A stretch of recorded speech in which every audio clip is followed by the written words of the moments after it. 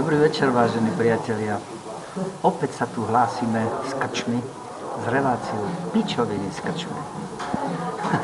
Už som to niekoľkokrát zdôraznil, že prečo. V každej krčme je niekoľko veľkoplošných obrazoviek, kde neustále idú videoklipy a neustále rytmus. Všetko je v poriadku, všetko je v poriadku. A to ma znervozňuje, pretože nič není v poriadku. Je tu veľká nespravodlivosť a nevymožiteľnosť práva. A nevymožiteľnosť práva je tu pretože štát zle funguje. A štát funguje na princípe dôvere k štátu.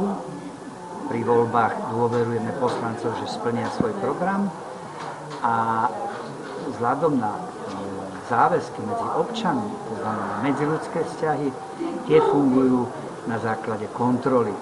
A tú kontrolu vlastne robia sudcovia, ktorí rozhodujú o našich žalobách a tak ďalej. A to je vlastne to zlé. No, dvaja sudcovia sa chvália, že čo dostali na Vianoce. A ten jeden hovorí, vieš čo, ja som dostal Lego. Bolo tam napísané, že 6 až 7 rokov.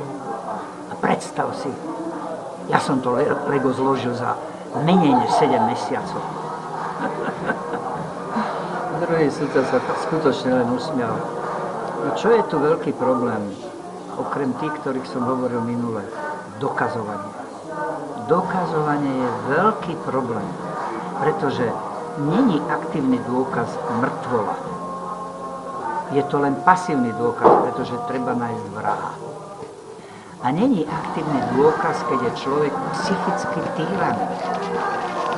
Pretože musí byť dokazovanie a to sa veľmi ťažko dokazuje psychické týranie.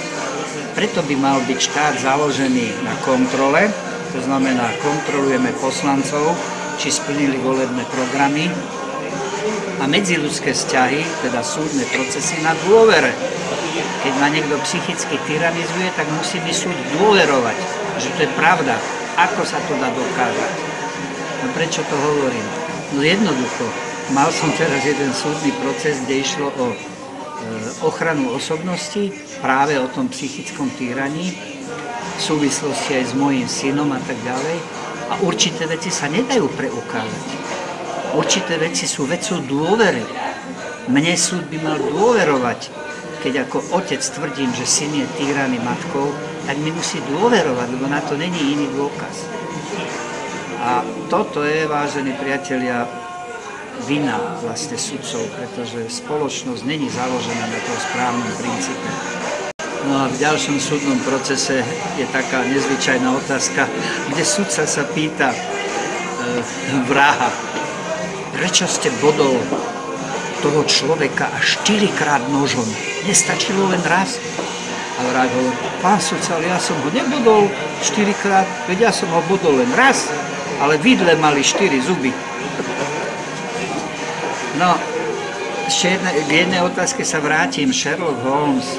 Tu sa musí navrátiť systém, ktorý bude podporovať vzdelávanie ľudí, ktorí budú vyšetrovať veci, aj sudcovia, aj policajti, aj prokurátori, ako Sherlock Holmes, ktorý používal mozog, fantáziu v súvislosti, postupnosti, náväznosti krokov.